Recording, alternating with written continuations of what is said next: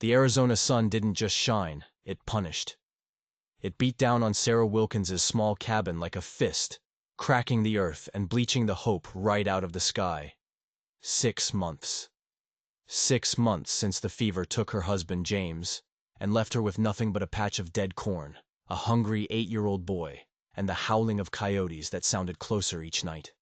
Her hands were raw, her spirit was worn thin, and their food was almost gone. "Ma, I'm hungry." Thomas's voice was a small, quiet thing from the dark doorway of the cabin, a silhouette of skin and bones. "I know, sweetheart," she said, the words tasting like ash in her mouth. "Soon." But soon was a lie. Soon there would be nothing left. Winter was coming, and she knew, deep in her gut, they weren't going to make it. Just as that cold thought settled in her heart, she saw it. A speck on the horizon. A shimmer in the heat haze that slowly, too slowly, took the shape of a man on a horse. Visitors were rare. Welcome visitors were rarer still. "Thomas, get inside. Now." Her voice was sharp, and she reached for the old rifle leaning by the door. James had taught her to shoot, but her hands still trembled. She wasn't a killer, but she was a mother, and she was desperate. The rider came closer, an Apache. Tall and straight in the saddle, his face a roadmap of hard years lived under this same brutal sun. But it wasn't just him. Strapped to his chest, in a cradleboard, was a baby. An infant, still and silent. Sarah kept the rifle ready, but she didn't aim it.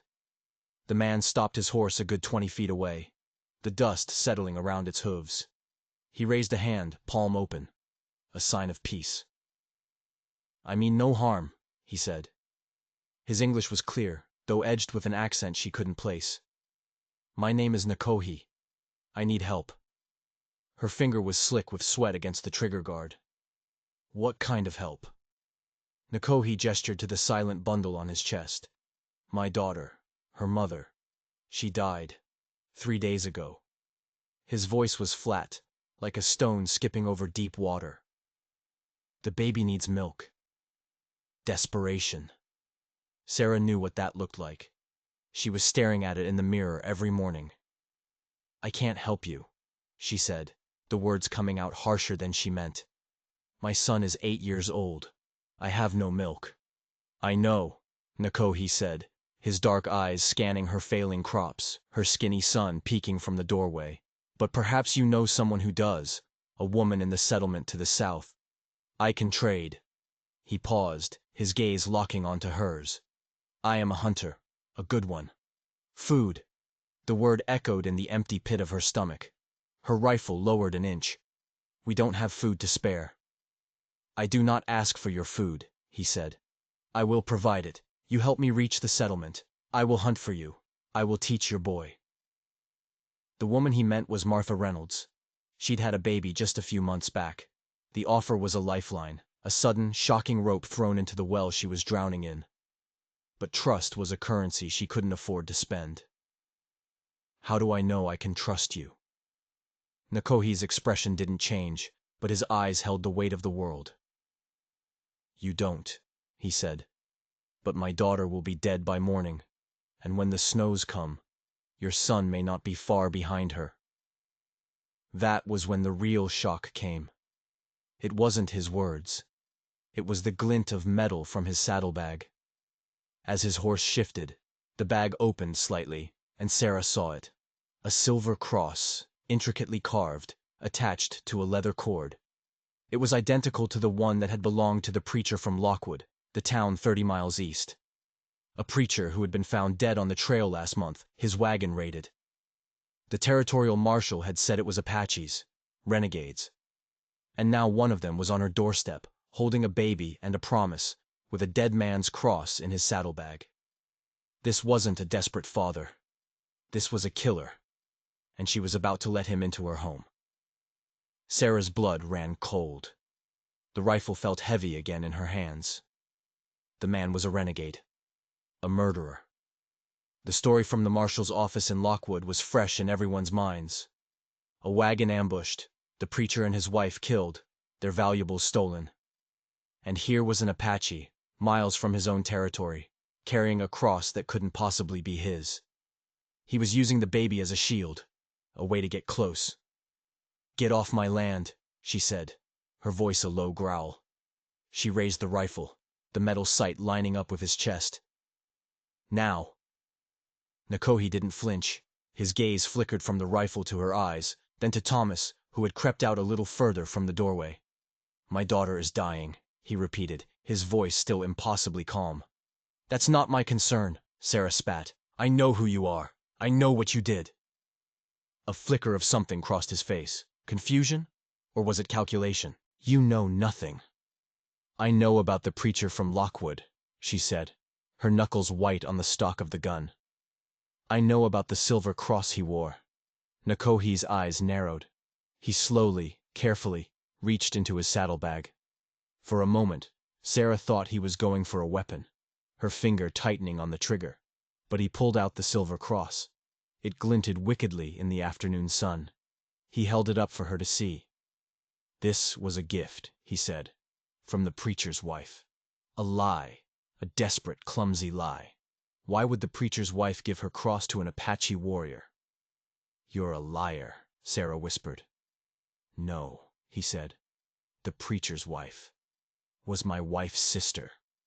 The world seemed to tilt on its axis. Sarah stared at him, trying to process the impossible words. An Apache, married to the sister of a white woman? It made no sense. It was a story designed to confuse, to disarm her.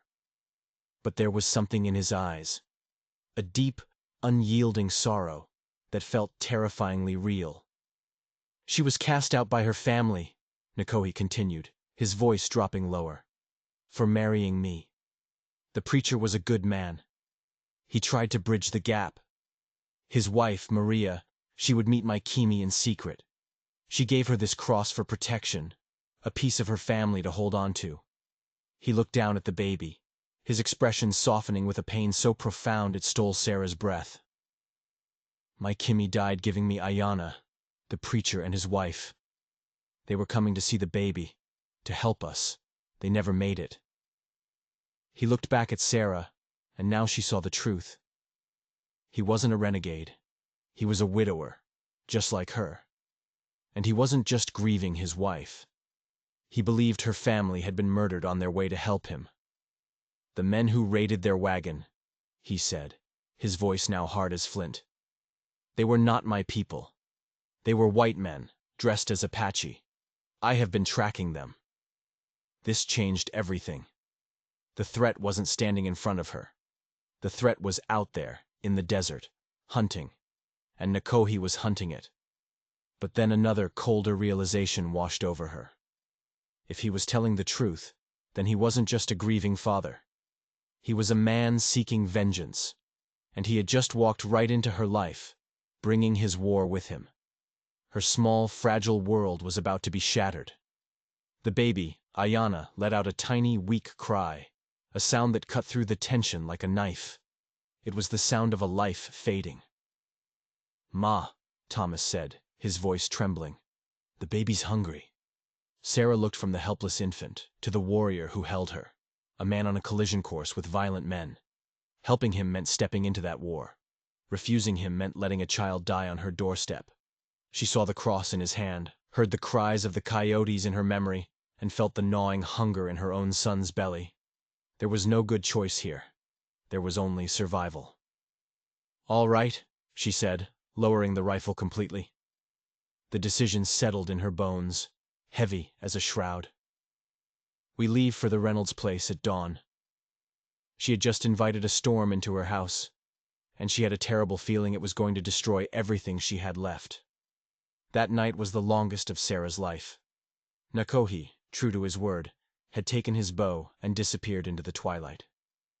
He returned an hour later with 2 rabbits, and the smell of roasting meat filled the small cabin for the first time in months. Thomas ate until his stomach was full, a small smile on his face as he drifted off to sleep. But Sarah couldn't sleep. She sat in a chair by the dying fire, the rifle across her lap, watching the Apache warrior. He had refused to come inside, choosing instead to sit with his back against the cabin wall, watching the dark plains. He held Ayanna, murmuring to her in his own language, his voice a low, sad song. He wasn't a monster.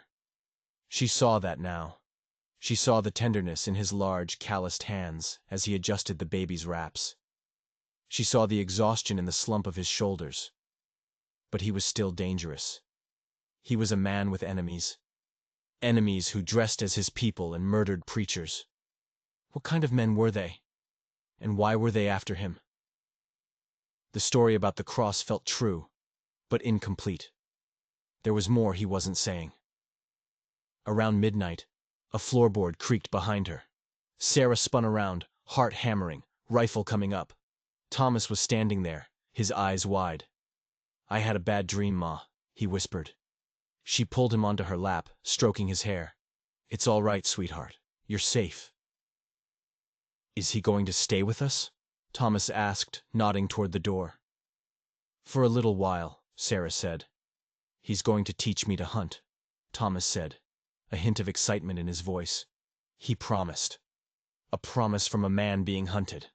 How long could he possibly keep it? Just as she was about to soothe her son back to sleep, a sound from outside made her freeze. It was the soft crunch of a boot on dry earth. Not Nakohi. He was still by the wall, and he had frozen too, his head cocked, listening. Another crunch, closer this time. Someone was out there, stalking them. Nakohi rose to his feet with a fluid silence that was unnerving. He gently placed Ayanna's cradle board inside the doorway, at Sarah's feet. He put a finger to his lips, his eyes locking with hers. Then he drew a long knife from his belt and melted into the darkness at the corner of the cabin. Sarah's breath hitched. She pushed Thomas behind her, her knuckles white around the rifle. The silence stretched, thick and heavy. The only sound was the frantic drumming of her own heart. Then, a dark shape appeared at the edge of the weak firelight. A man. He was dressed in rough clothes, a wide-brimmed hat pulled down low, hiding his face. He moved with a confident swagger, like he owned the place. He held a pistol in his hand, hanging loosely at his side. He wasn't looking at the cabin. He was looking at Nakohi's horse, still tied to the post. He took another step forward, and that's when Nakohi moved. He came out of the shadows like a ghost, a blur of silent motion. The intruder had no time to react. Nakohi's arm wrapped around his throat from behind, the knife pressing against his side. The man's pistol clattered to the ground. "Who are you?" Nakohi's voice was a deadly whisper. "Who sent you?" The man struggled, gurgling, but Nakohi's grip was like iron. "Talk," Nakohi hissed, "or this knife finds your ribs." "Croft," the man choked out. "Silas Croft sent me." The name meant nothing to Sarah, but to Nakohi it clearly meant everything. His entire body tensed. "What does he want?" "The girl," the man gasped. "He wants the girl." Sarah stared, uncomprehending. The girl? They were after the baby? Why in God's name would anyone be hunting a newborn infant? "Why?" Nakohi demanded, the knife pressing harder. "I don't know," the man wheezed. "He just said to find you. Said you'd have the kid. Said to bring her. No witnesses." The meaning was clear. He was here to kill them all and take the baby. Before Sarah could even scream, there was a sudden, sharp crack. Not from the intruder's fallen pistol. It came from the scrubland 30 yards out. The man in Nakohi's grip went rigid, a dark stain blossoming on his chest. A second later, the sound of the rifle shot reached them. There was a sniper out there. They weren't alone. Nakohi dropped the dead man and shoved Sarah back toward the cabin door.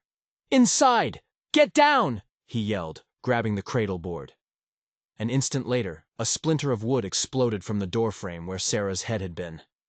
She scrambled inside, dragging a terrified Thomas with her, and dropped to the floor. The peaceful night had turned into a war zone.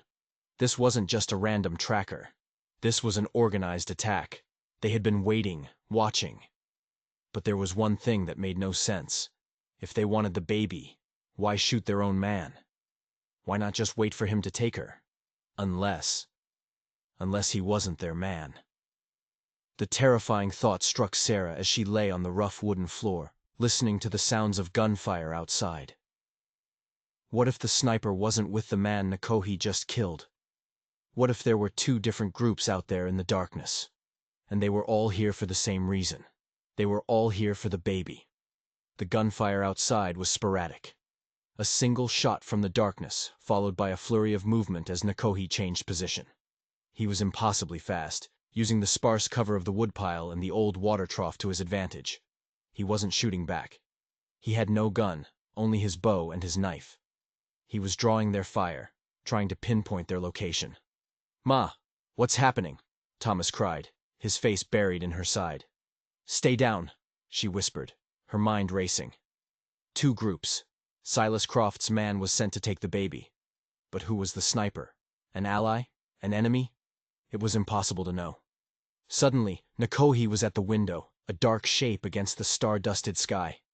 "How many?" he breathed. "I only saw the one," she whispered back. "There are at least two," he said.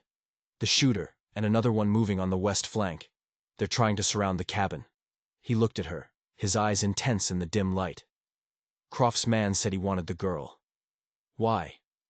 "I don't know," Sarah said, her voice shaking. "You have to tell me what's going on. Why is your daughter so important?" Nakohi hesitated for a fraction of a second, his gaze dropping to Ayanna, who was miraculously sleeping through the chaos. "My wife, Kimi. She was not just the preacher's sister-in-law. She was the daughter of Chato, the chief of the Mimbreño Apaches." Sarah stared at him. This was getting more complicated, more dangerous with every word. "Our marriage was meant to unite our bands," Nakohi continued, his words coming in a rush. "To create a pact. Chato's people have knowledge of the old ways, the hidden paths through the mountains. My people have warriors. Together, we would be strong enough to resist. Men like Croft." "What does Croft have to do with it?" "He wants the land," Nakohi said, his voice laced with venom. "All of it. He's been buying out settlers, poisoning waterholes on our territory to drive us out. The raid on the preacher's wagon.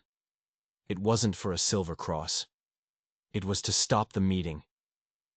The preacher was carrying a message from a sympathetic officer at Fort Bowie, a message that would have exposed Croft. And now all the pieces clicked into place, forming a picture more terrible than she could have imagined. "And Ayanna?" she whispered. "She is the symbol of that unity," Nakohi said. "With Kimi gone, Ayanna is Chato's only heir. As long as she lives, the pact between our people holds. If she dies, the alliance dies with her. The bands will scatter, and Croft can pick us off one by one." So, this wasn't about a simple kidnapping. This was about genocide, wiping out an entire people for land and greed. And her homestead, her tiny, insignificant corner of the world, was now the central battleground. A bullet slammed into the wall above the window, showering them with dust and splinters. "They're getting closer," Nakohi said. He looked at the back wall of the cabin. "Is there another way out?" "No," Sarah said, her heart sinking. "Only the door and the two windows. They were trapped, boxed in." Nakohi's eyes scanned the room, calculating. He looked at the fireplace, then up at the chimney. It was narrow, choked with soot, but it was a hole, an escape. "Get your son," he said, his voice grim. "It's the only way."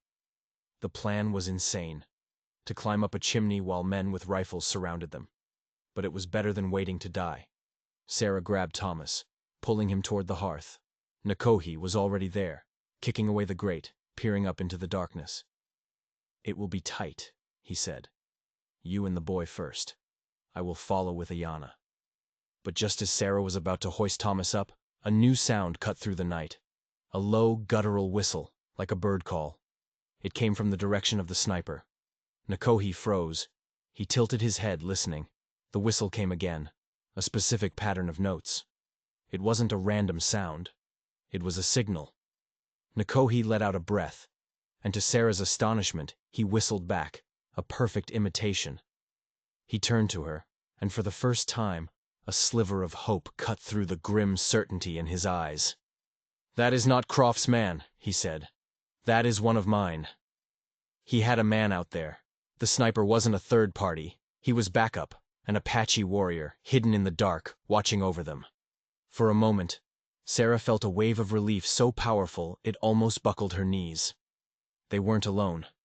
But the relief was short-lived, because if Nakohi had a warrior protecting him, it meant he knew he was walking into danger.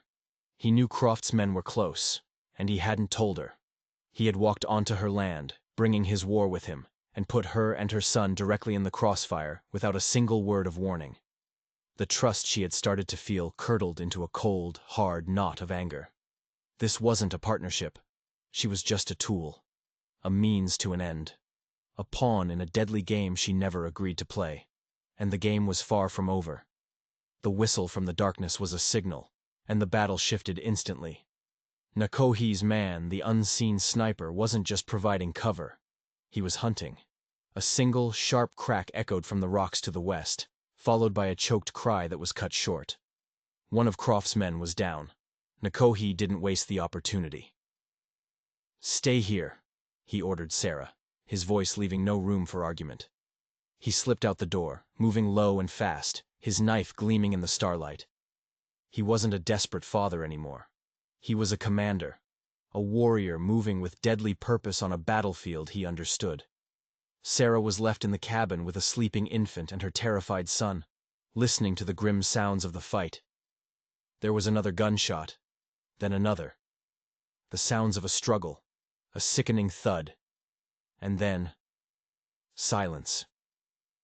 The silence was worse than the noise. It stretched for what felt like an eternity. Was Nakohi alive? Were Croft's men dead? Or were they just waiting, laying a trap? Thomas was shaking uncontrollably. Sarah held him tight, her own fear a cold lump in her throat. She had made a deal to feed her son, and now they were in the middle of a private war. She had traded starvation for bullets. A figure appeared in the doorway, and she screamed, swinging the rifle around.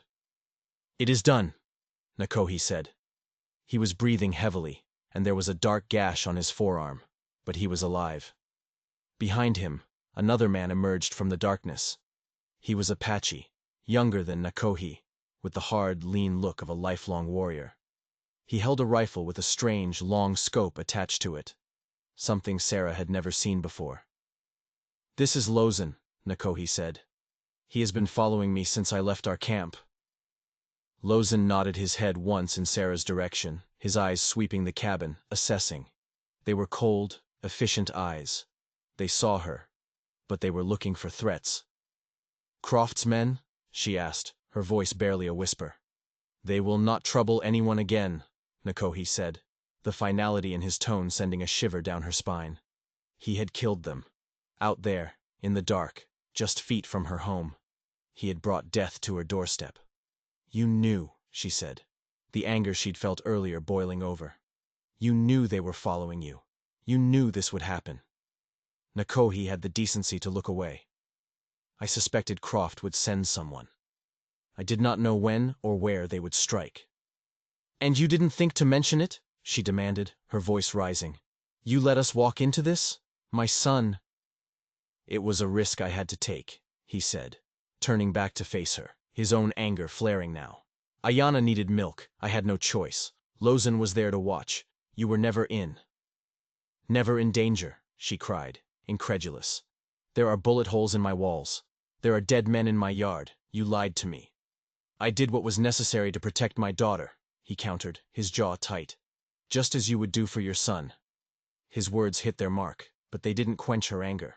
She looked from the dead bodies she could now see lying in the dirt to the beautiful, sleeping baby.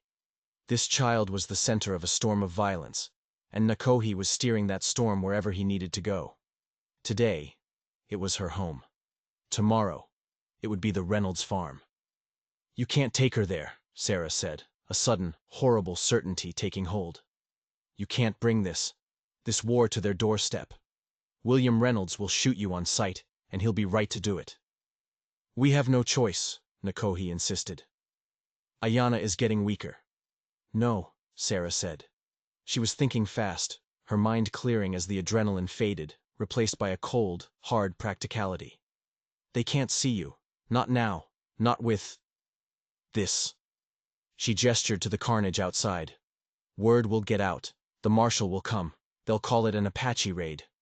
She looked at Lozen, then back at Nakohi. He has to disappear, and you have to stay hidden.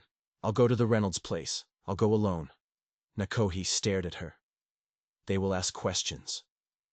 I'll tell them I found her, Sarah said, the lie forming even as she spoke it. I'll say her mother died on the trail from a fever. I'll say the father was half mad with grief and just left her with me. It's a better story than the truth.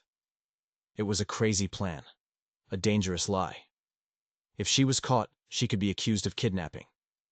But it was the only way she could see to protect the Reynolds family, to protect Ayanna, and to get Nakohi and his war as far away from her and her son as possible. Nakohi considered her words, his dark eyes searching her face. He was seeing her for the first time, she realized. Not as a helpless victim or a convenient tool, but as something else. An ally. Maybe even an equal. It is too dangerous for you, he said, but his voice lacked conviction. He knew she was right. It's more dangerous for you to be seen, she countered. You and your man need to clean this up and vanish. I'll take Ayanna and Thomas and ride out at first light. We'll meet you. Where? Nakohi thought for a moment. There is a dry creek bed, 5 miles south of the Reynolds' homestead. It runs east into the canyons. Wait for me there, 3 days from now, at sunset. A new deal was being struck. Not one born of simple desperation, but of shared, deadly secrets. She was no longer just helping him. She was actively conspiring with him, hiding him, lying for him. All right, she said. 3 days. As Lozen began the grim work of dragging the bodies away from the cabin, Nakohi approached Sarah. He held out the cradle board. You are a brave woman, Sarah Wilkins. I'm a mother, she said, taking the precious bundle from him. The baby stirred, her tiny eyes opening for a moment, dark and deep, before drifting shut again. I'm just trying to keep my son alive. But as Nakohi and Lozen disappeared into the darkness, taking the dead with them, Sarah knew it was no longer that simple. She had crossed a line. She had chosen a side in a war she didn't understand, against an enemy she had never met, and she had the sickening feeling that there would be no going back. The ride to the Reynolds homestead was a tense, silent journey under the morning sun. Sarah had cleaned the cabin as best she could, scrubbing away the few drops of blood that had stained the porch. But she couldn't erase the memory of the violence. The desert seemed different now, watchful. Every rock and cactus felt like a potential hiding place for an enemy. Thomas was subdued, the night's terror having stripped him of his usual boyish energy. He rode behind her on the mule, his small arms wrapped tightly around her waist. Ayanna was strapped to Sarah's chest, a warm, fragile weight. She was so quiet, her cries now just pathetic little whimpers. They were running out of time. Sarah rehearsed the lie in her mind. A sick mother, a grieving father, a chance encounter. It had to be convincing. The entire plan depended on it. When they crested the ridge and saw the Reynolds farm below, with its sturdy barn and grazing cattle, it looked like a different world. A world of peace and order, untouched by the kind of savagery she had just witnessed. And she was about to bring a piece of that savagery right to their door. William Reynolds was the first to see them. He came out of the barn with a rifle in his hand, his face a mask of suspicion. It was a common enough greeting in these parts, but today it felt personal. "Sarah Wilkins?" he called out, his voice sharp with surprise. "What on earth are you doing all the way out here? And what is that you've got?" Sarah slid off the mule, her legs unsteady. "William," she said, trying to keep her voice even. "I need your help. I need to speak with Martha." His eyes were fixed on the cradle board, his suspicion hardening into disapproval. "What is that? An Indian baby?" "Her mother died," Sarah said, launching into her story. "Fever. I found them on the trail. The father. He was out of his mind. He just gave her to me and ran off. She hasn't eaten in days, William. Martha is my only hope." William scoffed, his gaze sweeping the horizon behind her, as if looking for the Apache father he clearly didn't believe was gone. "And you just decided to take in a stray Indian baby? You've got enough trouble of your own, Sarah." "What was I supposed to do? Let her die?" Sarah's voice rose, her feigned desperation mixing with the very real fear that he would turn them away. Just then, Martha appeared in the doorway of the house, her own infant son, Jacob, perched on her hip. She was a kind-faced woman, her expression one of immediate concern. "William, who are you yelling at?" "Sarah." "Good heavens, child, you look like you've seen a ghost." Her eyes fell on Ayanna, and her face softened. "Oh, you poor little thing." Sarah repeated her story, her voice cracking with genuine emotion this time. Martha didn't hesitate. She strode forward, wiping her hands on her apron, and took the cradle board from Sarah with practiced ease. "Of course we'll help," she said, shooting a glare at her husband. "Bring her inside. Don't you listen to him. No child, red or white, is going to starve while I have milk to give." Inside the cool, clean house, a deal was struck. Martha would nurse Ayanna. In return, Sarah and Thomas would stay and help with chores around the farm. William grudgingly agreed, mostly because he couldn't deny his wife, but his eyes never left Sarah. He was watching her, waiting for her story to unravel. Later that afternoon, as Martha successfully nursed a ravenous Ayanna, Sarah felt a moment of profound relief. The plan was working. But then William came in from the barn. "Funny thing," he said, his voice casual, but his eyes sharp as a hawk's. "I was just checking on your mule. Found this tucked into its harness." He held up a single dark feather. It was tied with a thin strip of red-dyed leather. An eagle feather, a warrior's marking. Sarah's heart stopped. It must have been from Lozin, or Nakohi. A careless mistake that was about to cost them everything. "I don't know what that is," she said, her mouth suddenly dry. "Don't you?" William said, stepping closer. "Looks like an Apache trail marker to me. Now you want to tell me the real story, Sarah? You want to tell me who that baby really belongs to, and who you're planning on meeting out in the canyons in a few days' time?" He hadn't just found the feather. He must have followed her. Or he'd been watching her homestead for longer than she knew. The friendly neighbor, the grudging helper, was a facade. He knew more than he was letting on. Much more. And just like that, the safe harbor of the Reynolds farm became the most dangerous place she could possibly be. William Reynolds's face was a cold, hard mask. The folksy, grumbling neighbor was gone, replaced by someone sharp and calculating. He wasn't just a farmer. He saw the feather not just as an Apache sign, but as something he understood. Something he was looking for. "I don't know what you're talking about," Sarah said, her mind racing for a new lie, a new escape. But there was none. He had her trapped. "I think you do," William said, his voice dropping to a low, menacing tone. "I've heard whispers. Talk from the prospectors up in the mountains. About the Apache chief's daughter who married one of the Chiricahua renegades. About a baby that would unite the clans." He tossed the feather onto the table between them. "And I know Silas Croft has put a hefty price on that baby's head." Sarah felt the blood drain from her face. He knew everything. He was connected to Croft. This wasn't a coincidence. This was a trap, and she had walked right into it with Ayanna in her arms. "Martha!" William called, his voice booming. His wife hurried in from the other room, her face worried. "Take Thomas and your own boy and go into town. Visit your sister. I have business to discuss with Sarah." Martha looked from her husband's grim face to Sarah's terrified one. "William, what's going on?" "Just do it, woman," he snapped. It was an order, brutal and sharp. Martha, though clearly frightened, obeyed. She gathered the children, refusing to meet Sarah's pleading gaze, and herded them out the door. The sound of their wagon rattling away was the sound of Sarah's last hope disappearing. She was alone with him. "What do you want?" Sarah asked, her voice a dry rasp.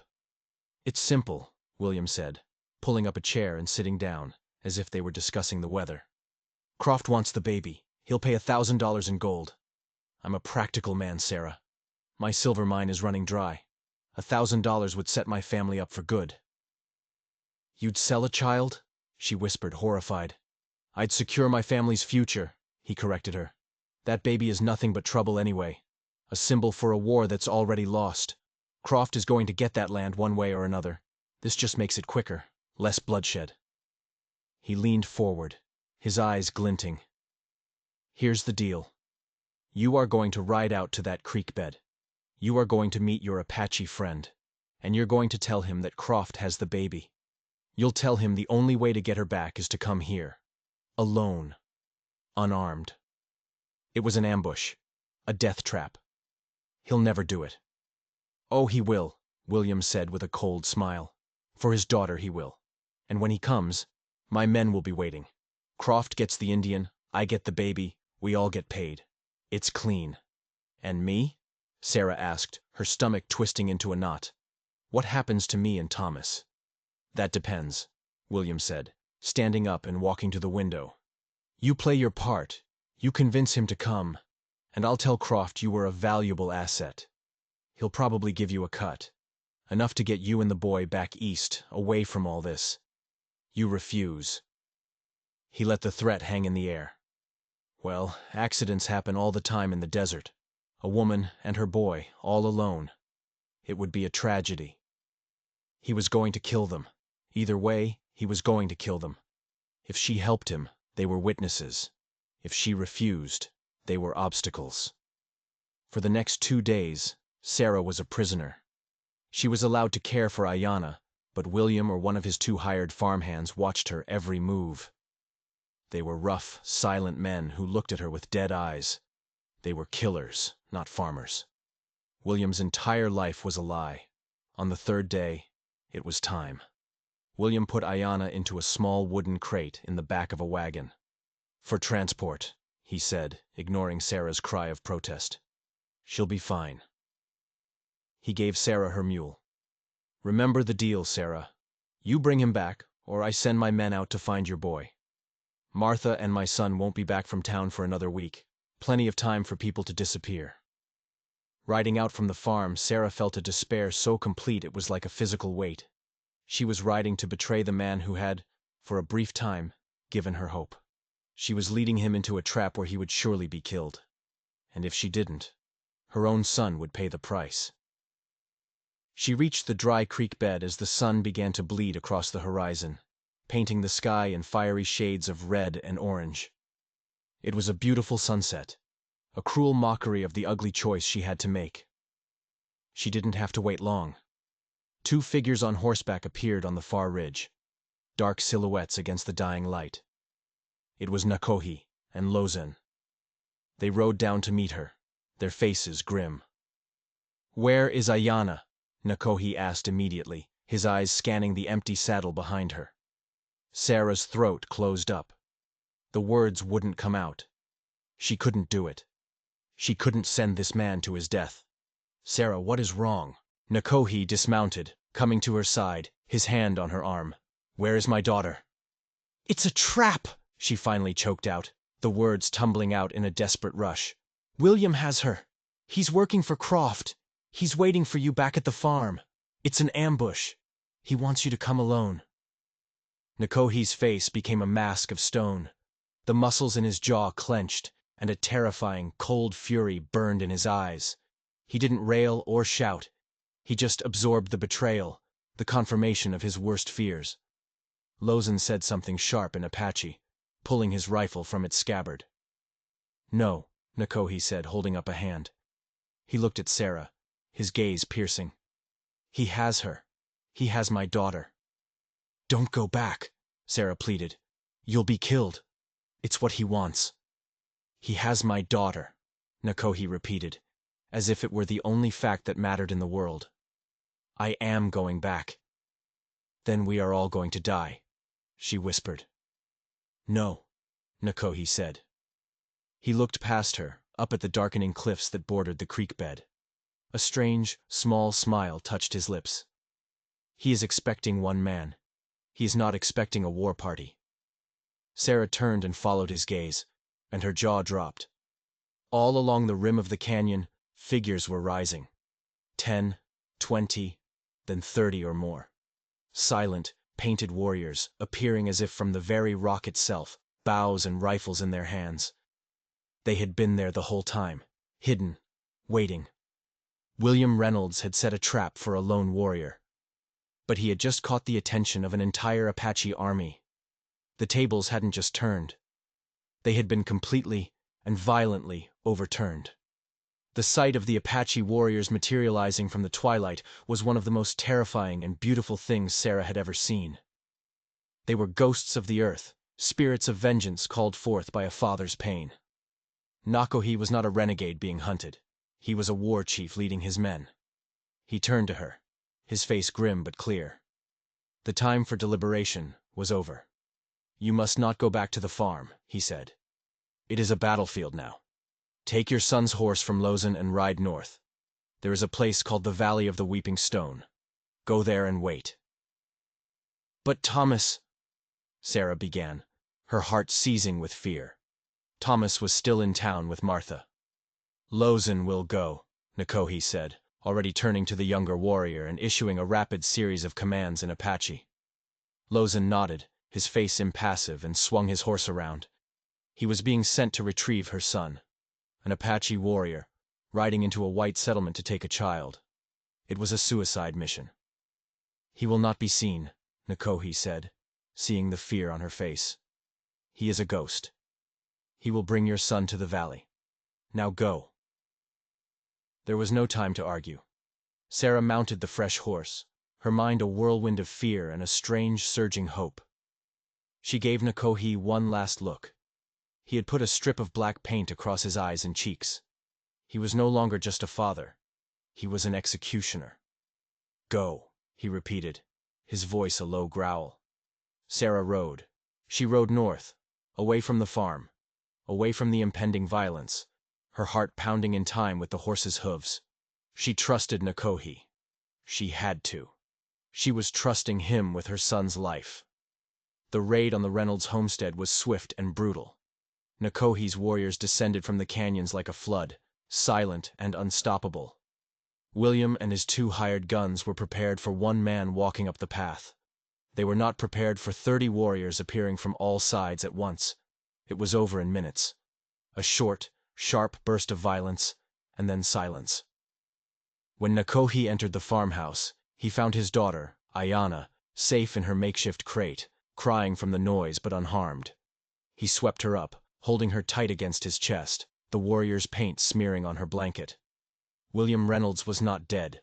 Nakohi had given specific orders for him to be taken alive. He was tied to a chair in his own kitchen, a gag in his mouth, his eyes wide with terror. Nakohi stood before him, Ayanna in his arms. He said nothing for a long time, just letting William stew in his fear. Finally, he spoke, his voice quiet but carrying the weight of death. "You work for Silas Croft," he said. It was not a question. William nodded frantically. "Where is he?" William shook his head, his eyes pleading. Nakohi simply shifted Ayanna in his arms so the baby could see William's face. "This is my daughter," he said softly. "You would have sold her. You would have let her be killed. For money." He leaned in closer. "Now you will tell me where Croft is, or my men will take their time with you. They will start with your wife's beautiful rose bushes outside. And then they will move to the barn. And then they will come back in here. And you will tell me everything anyway, but it will be much, much later." The threat was clear, and devastatingly effective. William's will broke. Tears streamed down his face as he nodded again, more vigorously this time. Nakohi pulled the gag from his mouth. "Lockwood," William gasped, his voice hoarse. "He has a warehouse at the edge of town, by the old tannery. That's his base. He's waiting there. For the baby." "Thank you," Nakohi said, his voice devoid of emotion. He turned and walked out of the house, leaving William tied to the chair. His warriors followed, melting back into the night as quickly as they had appeared. They left William's 2 dead farmhands where they lay, as a message. They left William alive, as a different kind of message. A message of terror for Silas Croft to hear. The hunt was now reversed. 2 days later, Sarah reached the Valley of the Weeping Stone. It was a hidden sanctuary, a slash of impossible green in the middle of the red desert, with a small waterfall that trickled down a cliff face, looking like tears of stone. She made a small camp and waited, her nerves stretched to the breaking point. Every sound, every shadow, sent a jolt of fear through her. Was Thomas safe? Had Lozin succeeded? On the evening of the third day, she saw a rider, a lone figure moving slowly. It was Lozin, and seated in front of him, small and safe, was Thomas. Sarah ran, sobbing with relief, and swept her son into her arms. He was scared, but unharmed. "He came through the window," Thomas said, his voice full of awe. "Like a shadow, Ma. He just picked me up and we left. Martha didn't even wake up." Lozin dismounted, his face as unreadable as ever. He handed Sarah a small leather pouch. "From Nakohi," he said. "He said you would need this." Inside were dried meat, corn, and some money, a few gold coins, her share. "Where is he?" Sarah asked. "Is Ayana safe?" "They are safe," Lozin said. "He has gone to finish this. He has gone to Lockwood." Just then, another rider appeared. A white man, leading a pack mule. Sarah tensed, but Lozin raised a hand. "He is a friend." The man was a prospector, old and grizzled, with kind eyes. "Name's Jed," he said, tipping his hat. "Nakohi sent me. Said you and the boy might need some supplies, and a guide to get you somewhere safer than this." Nakohi was thinking of them. Even in the middle of his war, he was making sure they were cared for. He was keeping his promise. But Sarah knew she couldn't run. She couldn't take her son and disappear. This was her fight, too. Croft had used her, threatened her son. He had brought this violence into her world. Justice had to be served. Not just Apache justice, but her justice. "Take my son," she said to Jed, her voice firm with a resolve she didn't know she possessed. "Take him north, to Fort Bowie. Ask for Captain Wallace. Tell him Sarah Wilkins sent you. Tell him everything." "Ma, no!" Thomas cried, clinging to her.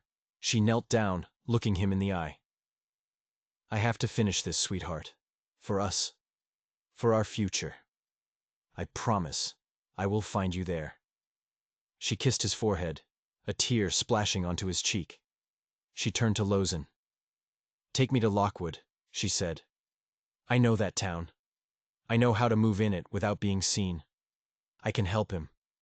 Lozin studied her for a long moment, his cold eyes seeming to look right through her. Then he gave a single, sharp nod.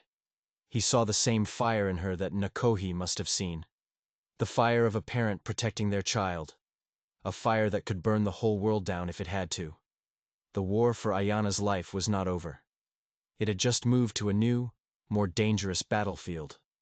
And Sarah Wilkins, the starving widow from the homestead, was walking right into the heart of it. Lockwood was a town built on greed and rot.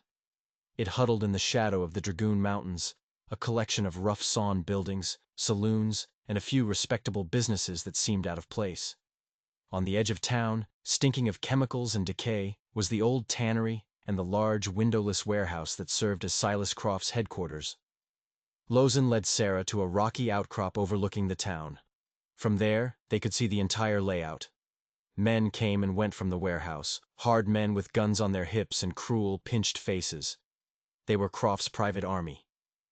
"Nakohi is already here," Lozin said, pointing to a plume of smoke rising from a hidden camp in the hills on the other side of town. "The warriors are in position. They surround the town. Nothing gets in or out without our knowing."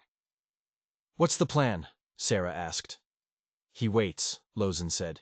"He waits for Croft to make a move, to get nervous, to show his hand." "We can't wait," Sarah said, her mind working quickly. She knew this town. Before James had bought the homestead, they had spent a winter here. She knew its rhythms, its people. "Croft is powerful here. He practically owns the marshal. We can't fight him head-on." "Nakohi's way is not head-on," Lozin said. "It is the way of the serpent. We will strike when he is coiled to strike us." But Sarah had a different idea. "There's a woman in town," she said. "Abigail. She runs the telegraph office. She's a gossip, but she's a good person. And she hates Croft. He tried to force her to sell her business last year." An idea, reckless and dangerous, was forming. Croft is expecting an attack from the outside. He's not expecting to be attacked from within. Lozen looked at her, a flicker of interest in his eyes. That night, Sarah slipped into Lockwood alone. Dressed in her plainest clothes, a shawl over her head, she was just another tired woman in a town full of them. She made her way to the small house behind the telegraph office and knocked softly on the door. Abigail opened it, her eyes widening in surprise. "Sarah Wilkins? Good heavens, I thought you were dead." "Not yet," Sarah said. "Abigail, I need your help. It's about Silas Croft." Inside, over a cup of weak tea, Sarah told her a carefully edited version of the truth. She spoke of a baby, of a land grab, of murder and betrayal. She didn't mention Nakohi or his warriors. She framed it as Croft trying to steal a valuable inheritance from a helpless infant, using hired thugs dressed as Indians to cover his tracks. Abigail's face grew harder and colder with every word. "I knew he was a snake," she hissed. "I knew it." "I need you to send a message," Sarah said, "to Captain Wallace at Fort Bowie. I need to get him a message that he will believe." Abigail shook her head. "Croft's men watch the telegraph lines. They read every message that goes out." "Then we won't send it from here," Sarah said, a glint in her eye. "When does the next supply wagon head east?" "Tomorrow, at dawn." "Good," Sarah said. "Then tonight you and I are going to do a little rewiring." The plan was audacious. Working by moonlight, Sarah and Abigail snuck out to the main telegraph line a mile east of town. Using skills she'd learned from her father, who had worked for the railroad, Abigail expertly tapped into the main line, running a thin, nearly invisible wire off to a small, abandoned relay station in the hills.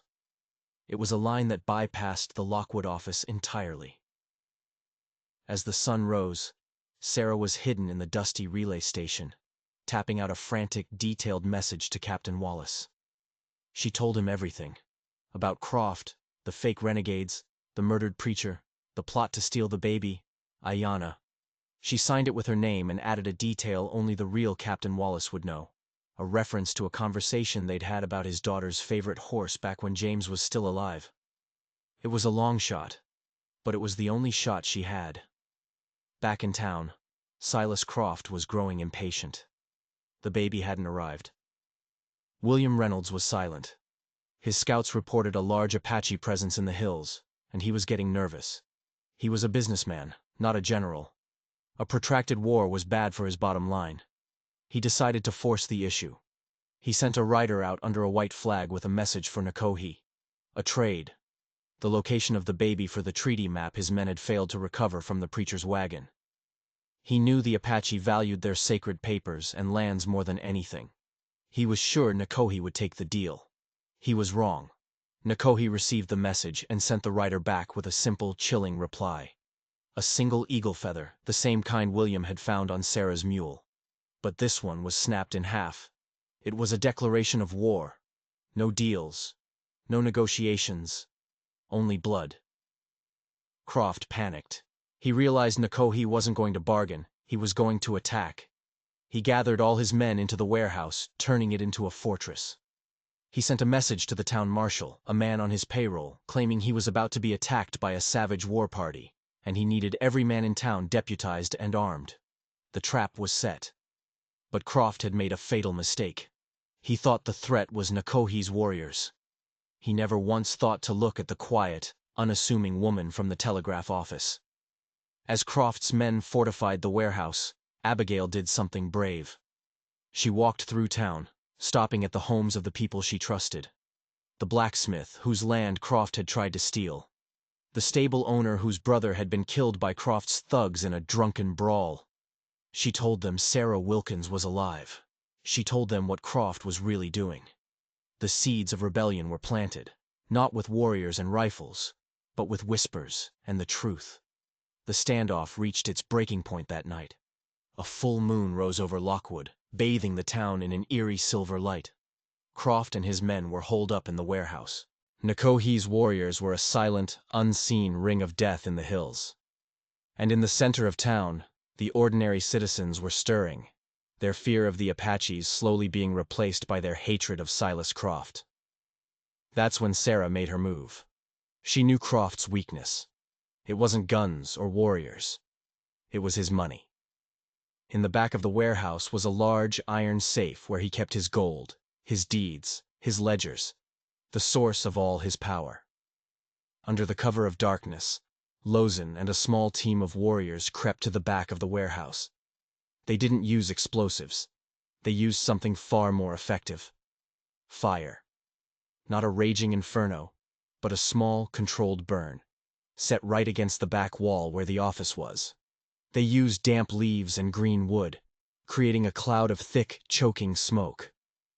The smoke poured into the warehouse. Panic erupted. Croft's men, thinking the whole building was about to go up, started coughing, their eyes streaming. Croft screamed at them to hold their positions, but his control was breaking. Then came the second part of the attack. From the front of the warehouse, Nakohi's warriors let loose a volley of fire arrows. They weren't aimed at the building itself, but at the crates and barrels stacked outside, creating a terrifying wall of flame that blocked the main entrance. Croft was trapped, smoked out from the back, blocked by fire in the front. He made the only choice he could. He and a few of his most loyal men went for the side door, dragging the heavy safe with them, trying to escape into the alleys. And that's where Sarah was waiting. She wasn't alone.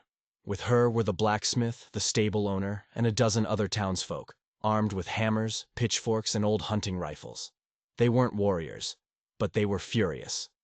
When Croft and his men stumbled out of the side door, choking and blinded by the smoke, they didn't run into an Apache war party. They ran into their neighbors. "Silas Croft!" the blacksmith roared, hefting a massive sledgehammer. "You're not welcome in this town anymore." Croft, stunned, raised his pistol. But before he could fire, a shot rang out, not from the townsfolk, but from a rooftop across the alley. The pistol flew from Croft's hand. Lozen, perched like a gargoyle, lowered his rifle. Croft and his men were surrounded. Behind them, the fire roared. In front of them, the angry mob of people they had terrorized for years advanced. And from the alleys on all sides, Nakohi's warriors emerged from the shadows, their painted faces like demons in the moonlight. There was no escape. Just as the mob was about to surge forward, a new sound cut through the night. The thunder of hooves. A column of blue-coated cavalry soldiers was riding into town at a full gallop, led by a determined-looking officer. Captain Wallace had received Sarah's message, and he had come. The arrival of the cavalry brought a sudden, shocking order to the chaos. Captain Wallace took one look at the scene, the burning warehouse, the cornered Silas Croft, the armed townsfolk, and the silent, deadly ring of Apache warriors, and understood immediately that this was no simple Indian raid. "Silas Croft!" Wallace boomed, his voice cutting through the tense silence. "You are under arrest, for the murder of Preacher Miles and his wife, for conspiracy, and for inciting a riot." Croft, his face a mask of disbelief, began to bluster. "Arrest? These savages attacked my property. I was defending." "I have a sworn statement," Wallace cut him off, holding up a piece of paper. "Telegraphed from a relay station outside of town, detailing your every crime. Signed by a witness I trust implicitly. Sarah Wilkins." He scanned the crowd, and his eyes found Sarah. A look of immense respect passed between them. Croft followed his gaze and saw her. For the first time, he seemed to realize who had truly defeated him. Not the warriors, not the cavalry, but the quiet widow he had dismissed as a pawn. His face contorted with rage, and with a wild cry, he lunged for a pistol one of his fallen men had dropped. He never made it. A single arrow, silent and swift, flew from the shadows and buried itself in his chest. Croft collapsed in the dust, his reign of terror over. Nakohi stepped out from the darkness, his bow still raised. He looked at Captain Wallace, a silent challenge passing between the two leaders. Wallace slowly dismounted. He did not draw his weapon. He walked forward until he stood before Nakohi. "The law would have seen him hang," the captain said, his voice quiet. "His crimes were not against your law alone," Nakohi replied, his voice equally low. "Justice has been done." Wallace looked at the dead man, then back at the Apache chief. He saw the townsfolk, now lowering their own weapons, looking at the warriors, not with fear, but with a kind of grudging respect. He saw Sarah, standing between both worlds.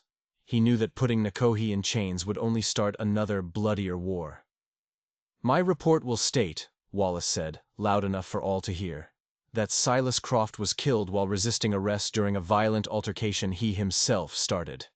The unusual circumstances will be noted, but the matter will be considered closed." It was an unofficial pardon, a truce. He turned to his men. "Secure the prisoners. Put out that fire." As the soldiers moved in, Nakohi walked over to Sarah. He took her hand, his thumb gently brushing over her calloused knuckles. "You have the heart of a warrior, Sarah Wilkins," he said. "I have the heart of a mother," she replied, her voice trembling with the aftermath of it all. "Is Ayanna safe?" "She is," he said. "She is with my people, waiting." He paused, his dark eyes searching hers. "They are your people now, too, if you will have them. The offer to stay in the valley still stands, for you and for Thomas.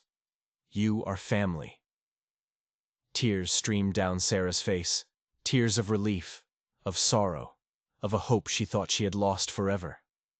She looked around at the smoldering ruins of Croft's empire, at the dawn breaking over the mountains. It was a new day, a new world. A month later, Sarah and Thomas stood on a ridge overlooking the valley of the Weeping Stone.